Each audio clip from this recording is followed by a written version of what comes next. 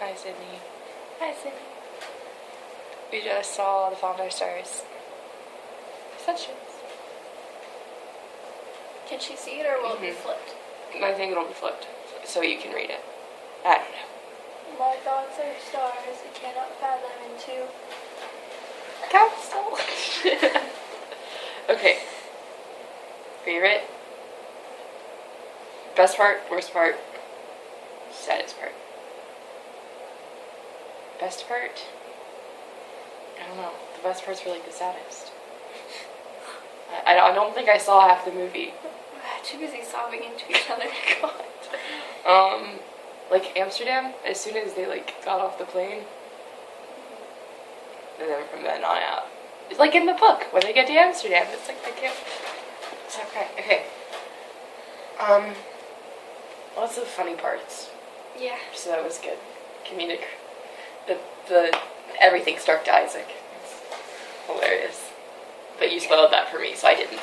It wasn't funny because I already knew that he was going to say that. She sent me a link, so I knew what it was. I think a disappointment was Isaac's reaction during the night of the broken trophies. When he was breaking the trophies, that was superb, but before that, when he's muttering to himself on the couch, I imagined it slightly more dramatic. Yeah. Like the whole, his despair was not what it was in the book.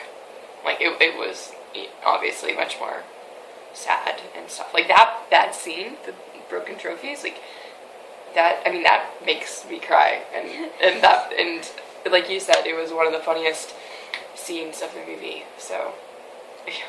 I think maybe that was one of the least, the most trivial one that they not trivial, but one of the scenes that they could spin. Manipulate. Yeah. Yeah. To kind of provide the balance. Yeah. So you're not sobbing the entire movie. Yeah. Yeah, pre-funeral still got to me. You said it wasn't sad, but that was good. And when she read the letter. Yeah. I couldn't even hear her. I was too busy sobbing. There's that one YouTube link, I don't know if you ever saw it, where it had someone that everyone visualized his voice as being Augustus, and he read the letter. Yeah, I found that a while back, but it was weird to actually hear Ansel, who played Augustus, read the letter. That was, the feels. Yeah. A lot of times, I couldn't even cry because I hurt so bad. I was just it's painful. It was quite the experience. I think because of all, around the time when I was reading it last year, I connected it with a lot of my own kind of experiences. And so it was kind of really reliving that. Yeah. Oh God. I don't even know what to say.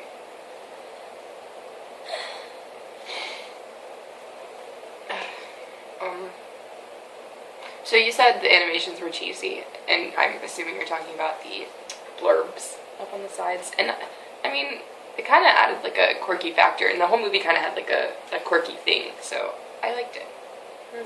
Provided the indie feel. Yeah. And the little when it disappeared. My favorite part was the email because every time they changed shots, it would get longer, and so it was she was actually reading the email, scrolling down. Yeah. There was one part though with Leaderby, something, or her. Literally.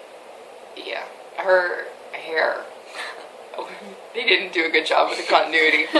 I'm such a nitpicker when it comes to things like that, but her hair was stringy in one shot and perfectly curly in the next. Yeah, like that. Perfect example.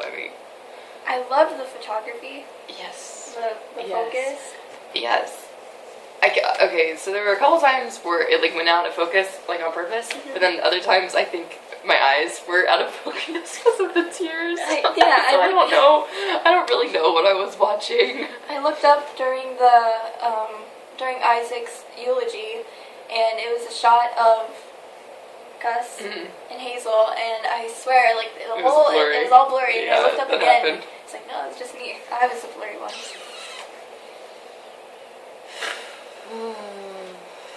Alright, so I think it was incredibly well done. They did a good job sticking to the book. They did a good job manipulating the parts that they couldn't put in the book.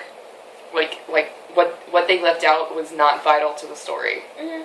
The whole Caroline Matthews thing was a little weird, but I mean, that kind of distracts from Hazel and Gus.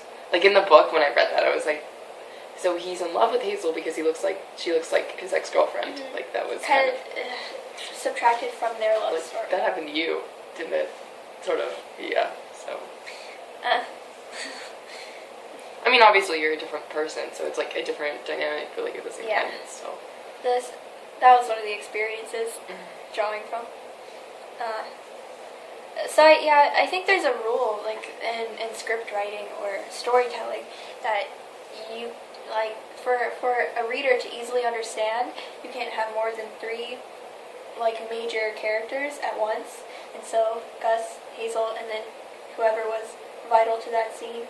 So you couldn't really have like the background character of Caroline like just running through your brain like the whole time. Yeah, I think honestly it would have been incredibly distracting to have that story in there. It would have taken longer and it would have pulled away from the story. Like I honestly, like now that I'm thinking about it.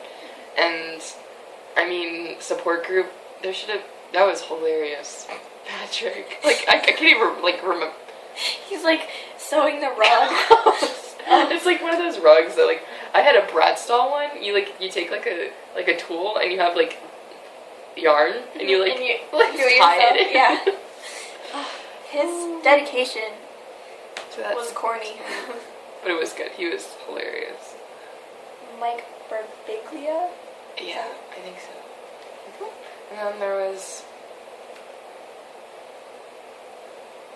I don't know. Oh, they didn't put the swing set on sale. I was thinking about that. I was like, I was crying. Perhaps they snuck it in.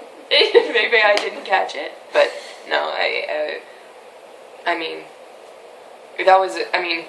and that's when she said, I fell in love with him the way you fall asleep. They just put that in when they were about to have sex. Your mom. That was so Oh, okay, so was she... Oh, okay. Hold on. Backtracking. Just a tad. When Hazel, like, unsnapped her bra, all I could hear was John Crane's voice in the back of my head when he's, like, talking about when people want him to, like, read the books. And he's like, I don't understand why. I mean, like, it'll go and I'll be like, and then I took off my bra. I mean, I'm like a 30-year-old man and I'm voicing a 16-year-old girl. And that's all I could hear was John Green narrating that scene, ironically. So Hannah's mom was next to me and Hannah was on the other side. She was in the middle of us. A coal sandwich. Coal cuts. With chips on, not on the side, but in the...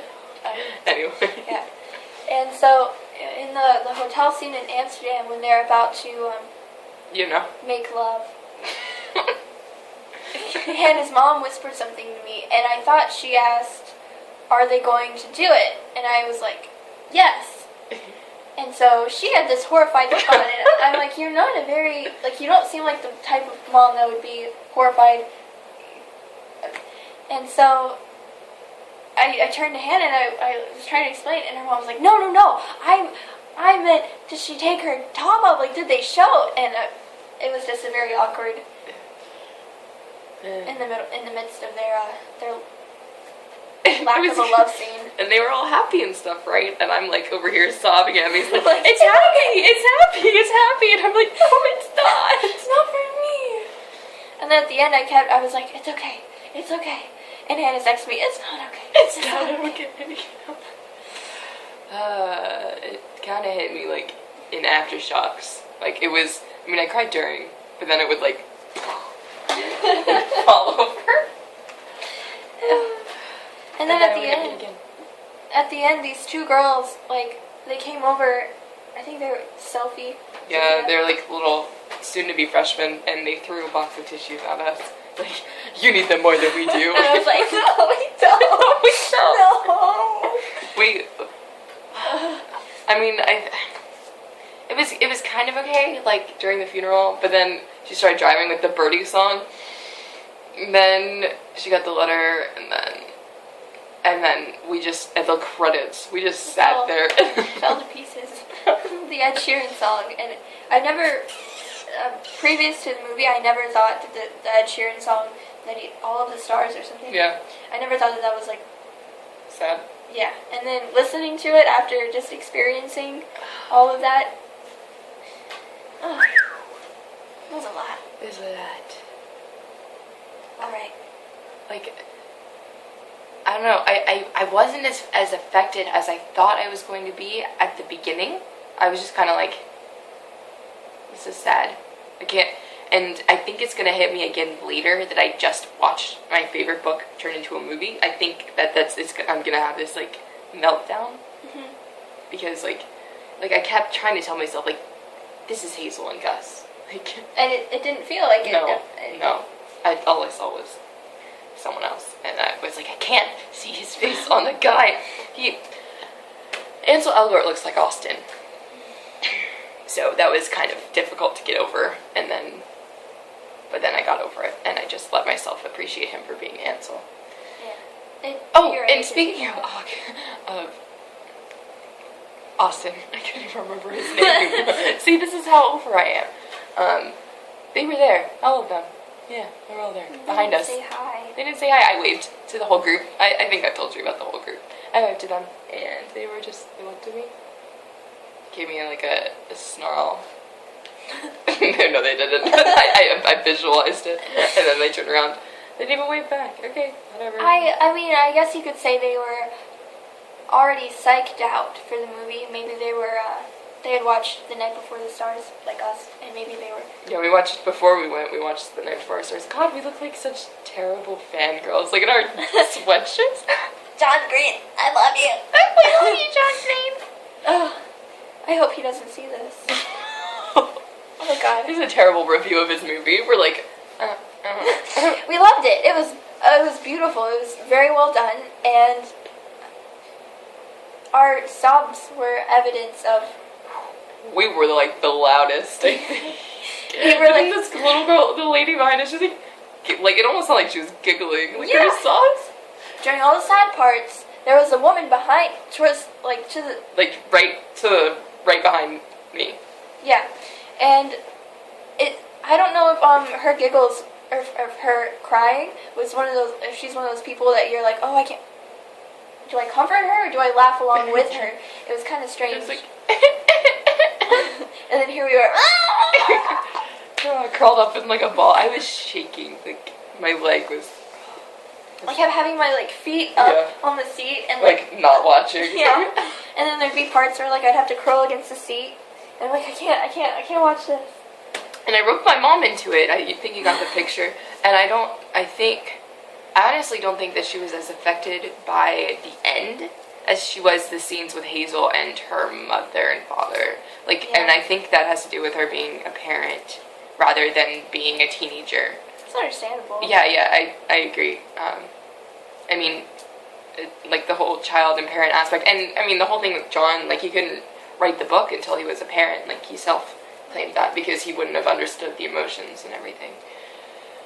But there's a lot going on in my head right now. It feels sort of like after prom, when it was all over and everything was done. Yeah. Where it's like, that was it, now it's done, and this is us. This is us after. I'm sorry you have to watch this. Okay.